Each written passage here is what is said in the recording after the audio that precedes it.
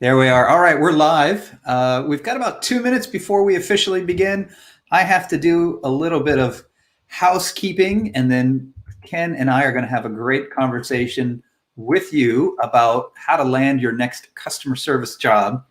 So I have a question for everybody who's joining us right now, which is, are you looking for a customer service job presently? And so let's hear from you. You can just share a comment and let us know. And then I have to do a little bit of housekeeping here. Whoops.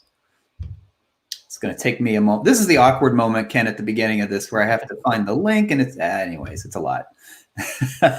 There's always that housekeeping component that comes into play. So no worries at all. Exactly. Gotta make sure the technology is working. I know. I think we've all become technology experts here. All right. More than we ever thought we'd want to or needed to. Oh, that's so true. All right, here we go.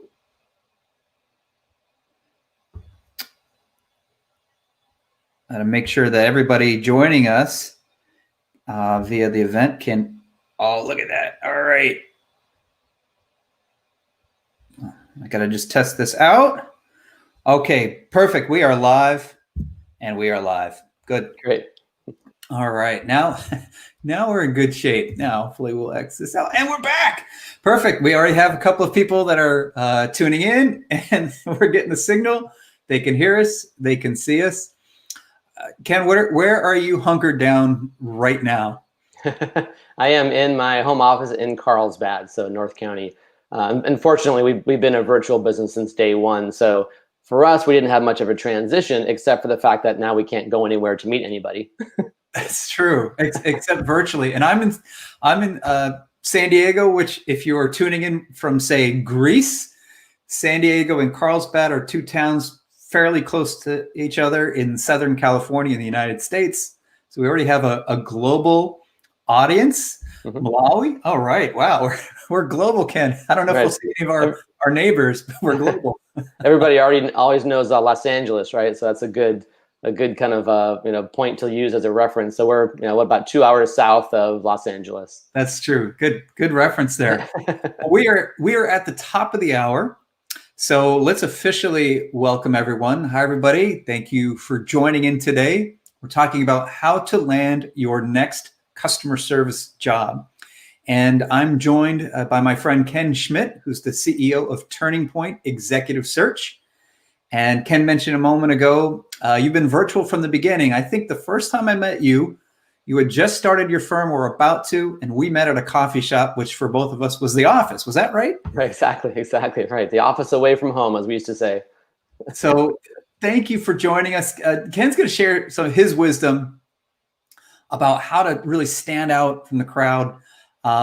We also want to answer your questions. So if you want to leave a comment, a question in the comments about how to search for a job, how to stand out, whatever's on your mind, chances are Ken has a really good answer for it. I'm just a facilitator. I don't know what I'm doing, but Ken does. So leave a question, and we do have time built in to get to those.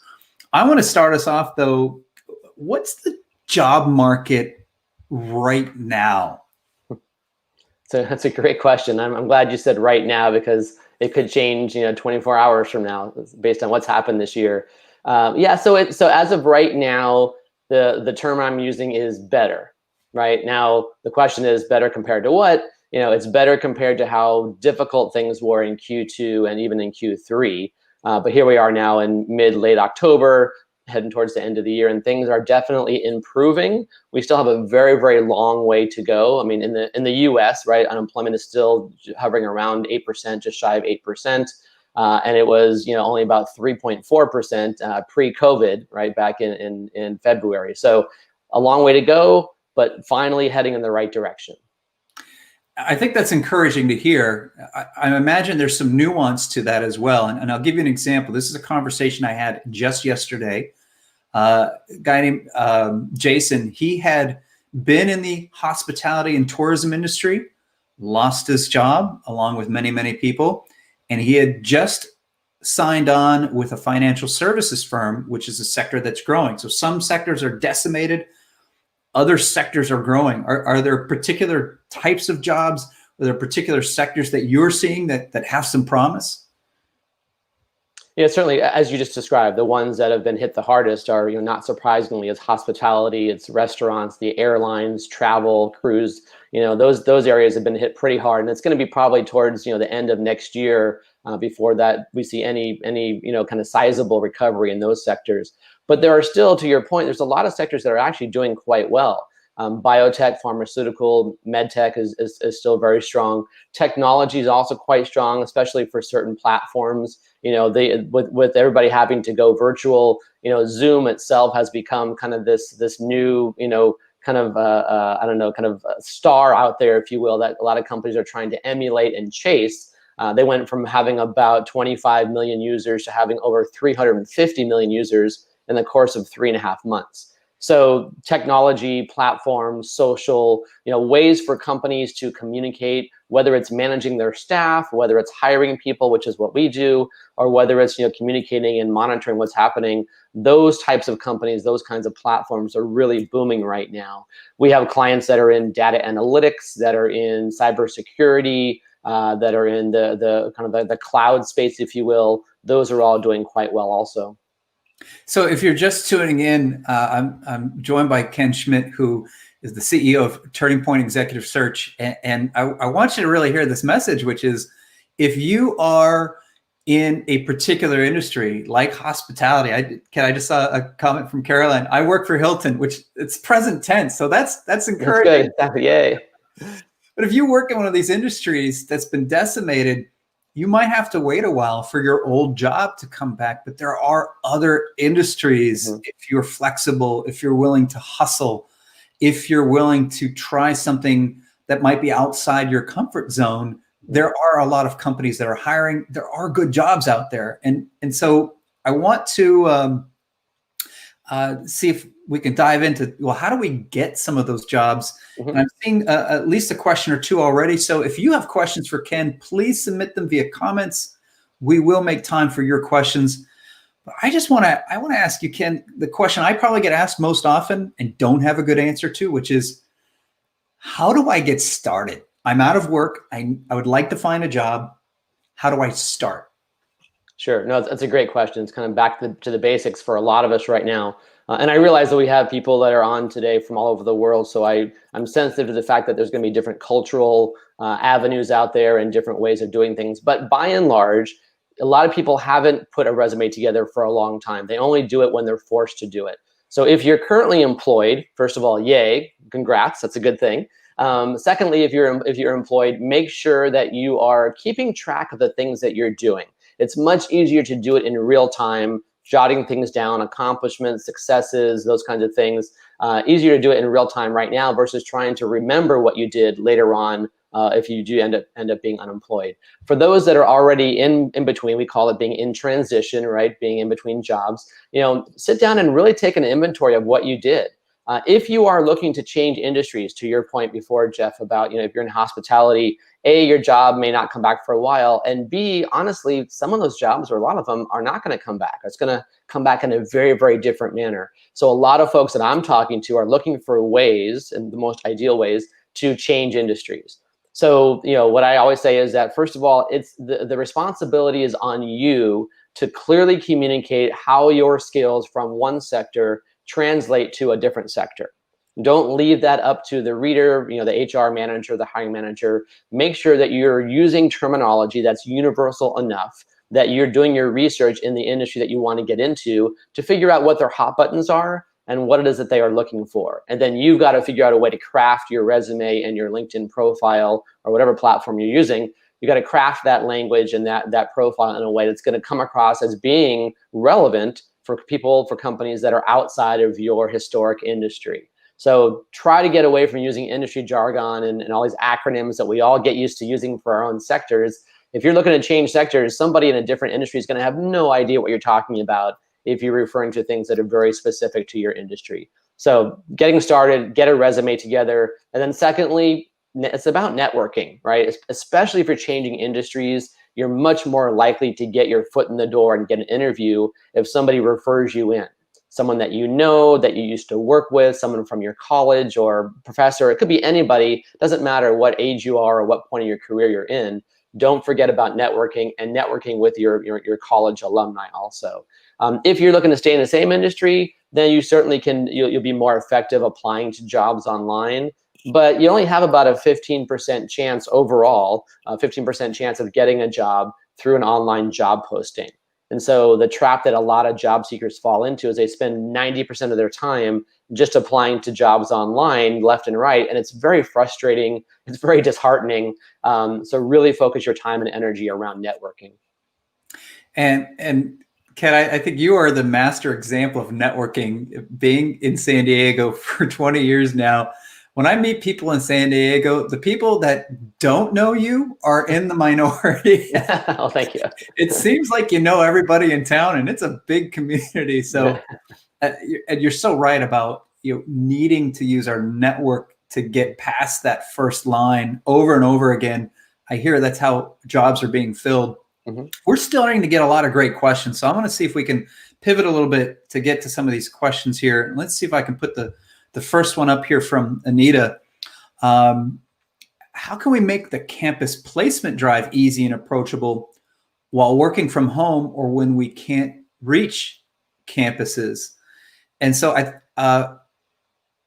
Ken, I wonder, is this question focused on how are we doing interviews now when we can't be in person, or is it how do we recruit now when we can't be in person? I wonder how you interpret this. And Anita, if we're not getting this right, let us know. Yeah, exactly. No, I had the same question as I was reading through it as well. And I'm not sure if campus refers to company campus or college campus. I'm going to assume it's company, but I'm not exactly sure. But yeah, so I mean, that is difficult. I mean, it's when I would say, pre-COVID, when I would say, get out there and network, it's much easier to figure out what that meant. Now that we're all in lockdown mode or whatever mode we're in at home, networking is more difficult. But the key in either way, either situation or scenario, is to just make connections. Now, right now, it's not going to be as much in person. It's going to be over the phone or LinkedIn. But don't rely solely on an email interaction as a way to connect. The goal of any kind of email interaction, whether it starts with LinkedIn or Facebook or Twitter, whatever it is, the goal of that initial conversation, online, is to then take that into an actual live phone conversation. So that's kind of the next step. So in anybody's job search, you should always be, kind of guiding yourself, if you will, guiding your steps towards that next step. So you've got to be able to do that on a regular basis. And I think, it's tougher, obviously. I mean, Jeff and I know each other for a long time, so we have a pretty good rapport. It's difficult when you're meeting somebody for the first time in a virtual setting. So you've got to just prepare yourself, make sure that your background is the way it's supposed to be. It's professional. Don't have your dog or cat or kids walking by, those kind of things. So it's difficult. It's more difficult to make that connection and build that rapport. However, you can do it with some practice and with some kind of preparation beforehand. It's still about building that relationship. It's still about building that trust, whether it's in person or virtual. Hopefully that answered your question, Anita. So yeah, and Anita, if we didn't interpret that right, let us know. We'll redo it. Okay, we've got a few other ones here that I want to get to. So this person would like to know, what are the very best transferable skills to land a great customer service job?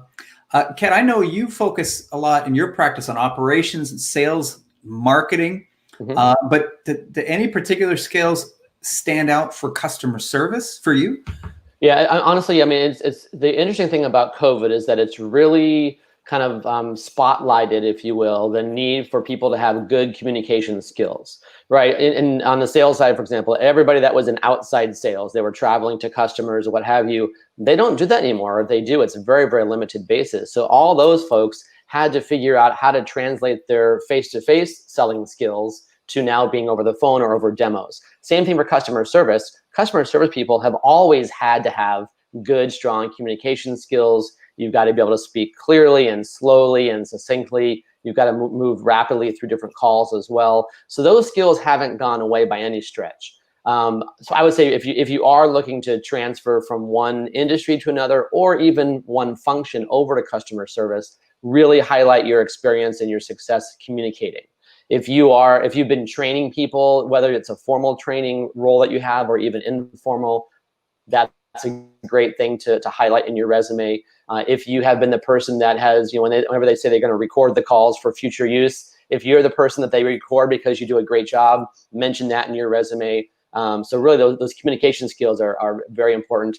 And I think, and the second thing that comes to mind is really empathy. It's very difficult to communicate that you're a high empathy person on your resume, right? That's got to come across in the interview, but empathy is really important. We've all had those experiences of calling up customer service and they could care less who I am. They don't care about my problem. They're reading from a script. I'm sorry, we wish we could help you, but blah, blah, blah, blah, blah, right? So you've got to be able to communicate that empathy in your voice, even more so these days where there's not that face-to-face interaction too. Oh, I think you hit the nail on the head. When it comes to what I would consider the core basic customer service skills, first, there's building rapport. Well, building rapport in almost any role that we have that involves other people to make the other person feel at ease. That's very transferable. Listening. So I really want to understand the other person. And empathy is a part of listening because I want to just not understand kind of the rational thing that they need, but how they're feeling, the emotions that go into it. And problem solving. Being able to understand what they're trying to accomplish and helping them solve that. Those skills are fundamental in almost all aspects of human interaction.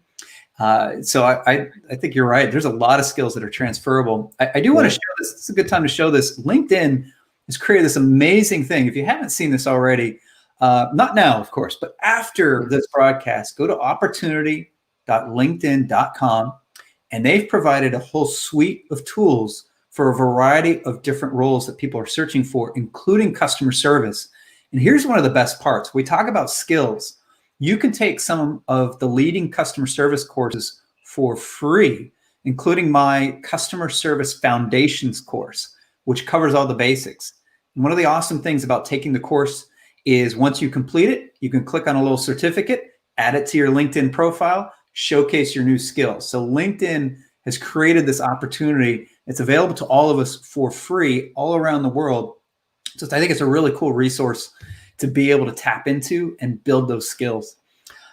Which gets us to, we've got another one. I think it's probably more on the recruiting side, but it's good to get into the minds, I think, of recruiters. And speaking of empathy, Francesca wants to know, what exactly are recruiters looking for when they ask candidates for their top skills? Can you help us decode the meaning behind that seemingly simple question? No, it's a great question. I'm sure a lot of people have that. So thanks for asking, Francesca. I'm going to start by quickly saying the things that we are not looking for. And when I talk about recruiters, whether it's me as an outside recruiting firm or even internal recruiters at a company, it's really kind of the same thing. So what you don't want to do is use generalizations, cliche phrases. No company wants to hear that you're a fast learner, right? Nobody says, hey, I'm kind of a slow learner, but please hire me, right? So don't say you're a fast learner. Don't say you're a people person. Those things are just so cliche, they mean nothing. What we want is specifics, right? Here's an example of when I had to teach somebody something that they had no idea what they were doing. Here's an example of when I had to demonstrate my very strong listening skills. Here's some experience here's an experience or scenario where I had to push back, right, on a new idea or a new initiative because I didn't agree with it.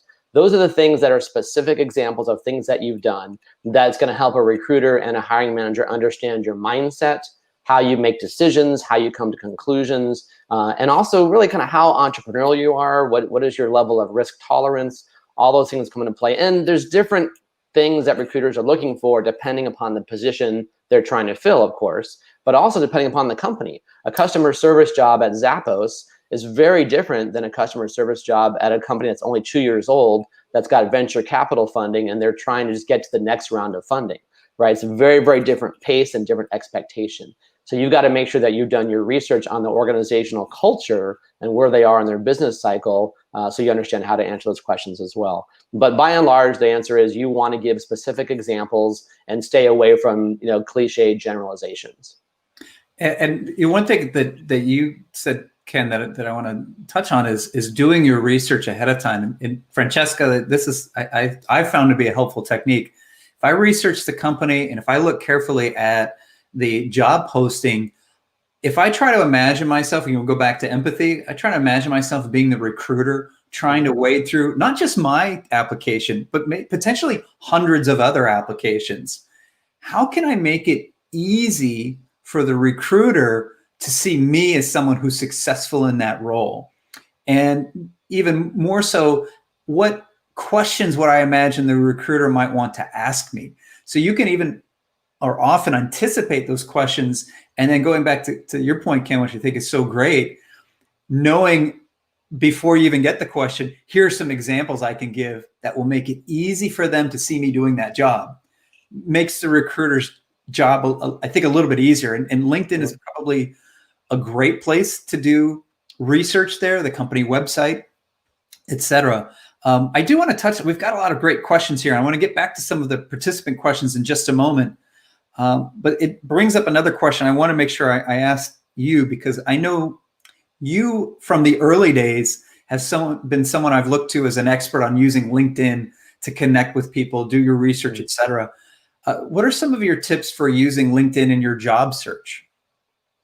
I mean, I think that's a good question. The obvious ones are you want to look and see who else works at the company that you're trying to get into. Do you have any connections or folks that went to the same school as you, or somebody that maybe worked at the same company that you did years ago? So that's a good place for research also, certainly. You want to, there's, even in the COVID time we're in right now, there's a large number of jobs out there that are never posted anywhere, that you never hear about. There's never actually something on LinkedIn or Indeed or whatever it is. And the way to learn about those is to get those introductions through your connections, through your network. And LinkedIn is very, very good about that. You might, for example, see that they're hiring a VP of customer service or a VP of customer experience, right? And maybe that's a little bit high level for where you are in your career, but at least they're looking to bring people into that particular department. So then you can reach out to that company and say, I know you're looking to hire that person. I'm not quite there, but I'm a very strong manager, or I've been customer service for 2 years. I'm looking for my next position. That's great for research also.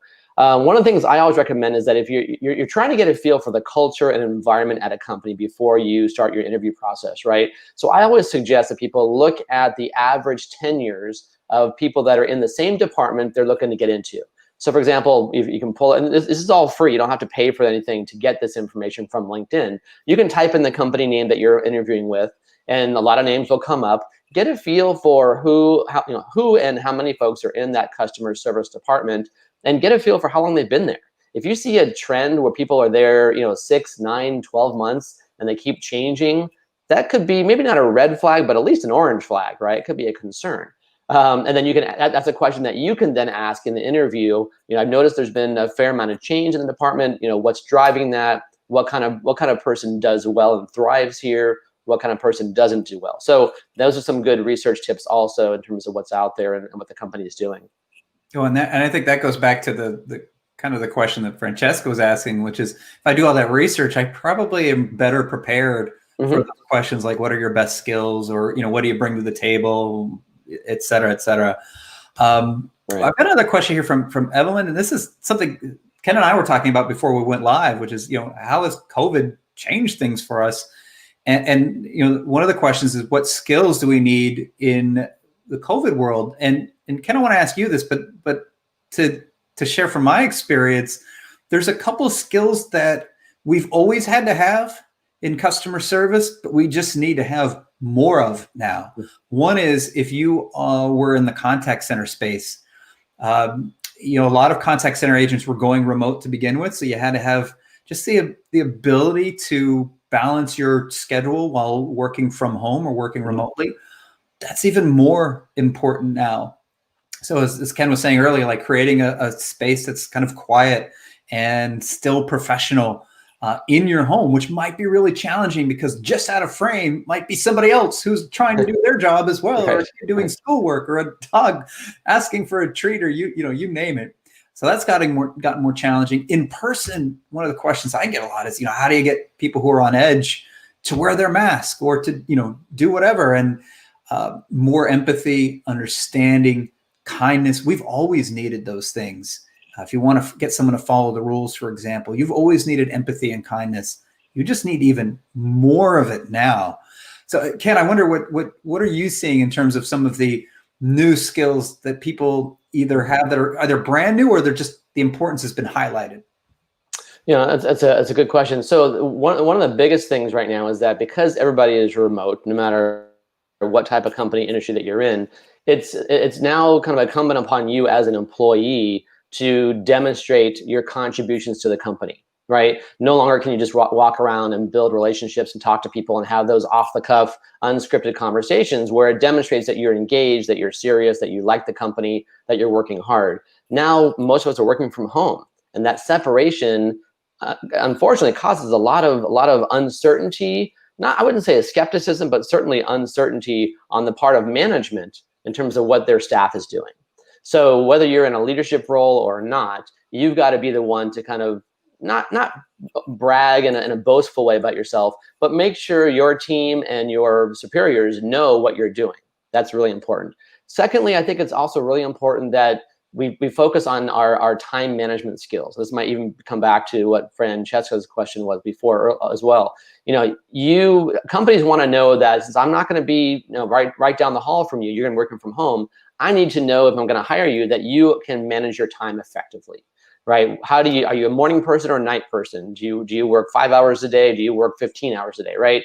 What's happening with you? So time management skills and demonstrating your control over your time, if you will, is also really important. And that it was never unimportant, but to your point, Jeff, it's really been highlighted and spotlighted since COVID hit. So that's a really important factor as well. And along with time management comes being able to prioritize things. How do you juggle multiple projects? How do you juggle multiple teams? Or internal recruiters, for example, they have to juggle multiple bosses, right? They might be working on a job for the CEO as an executive assistant. They're also working to find an accounting manager and then need a new quality control person, right? So that internal recruiter has 3 different bosses at any one time or more. And so being able to juggle all those things, prioritize, schedule things out, compartmentalize, that's a really important skill set that is certainly more important these days. So Ken, we're getting a little short on time, so we're going to go to the lightning round, if you will. Sure. With a couple of these last questions. If you're watching this via the recording, so you're not live, you can still ask a question, leave a comment. We'll just not answer them live, but we will be able to answer them. Might take a little bit longer than instantly. So this one's kind of a quick, I guess, thumbs up or thumbs down from Carrie. Personal websites that kind of talk about your professional qualifications, are they helpful or are they not? So I would say overall, no, unless you are a marketing or a creative person. Then you definitely want to have a portfolio website. And I think to me, that's the caveat. Are you applying for a position where a portfolio of some kind is helpful? So as a trainer, I often get asked about instructional design work. A website that showcases your portfolio is super helpful. Mm-hmm. But if it's not a position that requires a portfolio of kind of work to show, I think I'm with you, Ken, that maybe it's just not super helpful. Right, exactly, yeah. How about this one? This is the other side of the interview. From Muna, I hope I'm pronouncing your name correctly. When someone applies for a position within their field and then finds out days later they're no longer considered for the job, what do we take that to mean? I mean, it depends, right? So I always, when somebody calls me and says they're having a hard time getting a job, I'll ask questions about, are you getting interviews? If they're getting an interview, that means their resume is looking good. They're at least getting their foot in the door. If they get interview number 1, but never number 2, something is a disconnect between, you and the person interviewing you. So it could be communication skills. It could be that the job is not the right fit for you. That's the question there. If you have several times been the one of 2 finalists and just haven't gotten the job, you're probably doing a pretty good job with your job search, right? Because you've been a finalist and you haven't gotten the job yet, but you're right there at the finish line. So it depends upon where along the lines you're being told you're not the right fit or being considered. I would say, as a quick caveat, make sure that you follow up, right? Because you never know. Maybe they have someone else in line for that job. That person might fall through and not get the job. Something might happen. So don't be afraid to call back 3 weeks later and say, hey, I interviewed for that job, just following up to see how it went. And I think that leads us to one question I want to make sure I ask you, we talk on. A lot of people are applying for a single job now, which means if you don't get it, it's not necessarily an indictment about you personally. It's that there's a lot of people competing for the same job. I think I like your insight about kind of where were you in the process when you stopped Mhm. hearing from people. Uh, Maybe is one tip that you can share with our audience about standing out amongst those 100 other people that have also applied? Yeah, good question. So the quick answer, I know we're short on time. So the quick answer is, find a way for you to help the hiring manager, right? That can be because you have insights about the industry you're happy to share. Maybe you're from a demographic that company is trying to learn more about. You have articles or content you can share as well. Find a way to help them. And then also, make sure it's a two-way street. You're looking for a job, certainly, but you'll be surprised. There are a lot of ways that you can help them with networking and making connections also. That's That's awesome a great way stuff. to stand out. Okay, how do people find you? I know they're going to want to. How do they find you? How do they track you down? Sure, sure, yeah. So I'm on LinkedIn, of course. Ken Schmidt, SCHMITT. That's pretty easy. Our website is just turningpointrecruiting.com. So turningpointrecruiting.com, and you're welcome to email me if you want. It's just my first name at turningpointrecruiting.com as well. Don't all email me at the same exact time, but I'm happy to respond as I get a chance. It's staggered. Just take a number, Yeah, and when yeah. it's your turn, Wait a couple hours, exactly right. But right. I will get back to you. I answered all the emails myself personally, so I will get back to you. Ken, thanks so much for your time today. You've shared a lot of fantastic insight, and I really appreciate it. So I've enjoyed the conversation. I hope others have too. Yeah, thank you for the invitation, and thank you, everybody. Good luck with everything. I appreciate it. Thanks.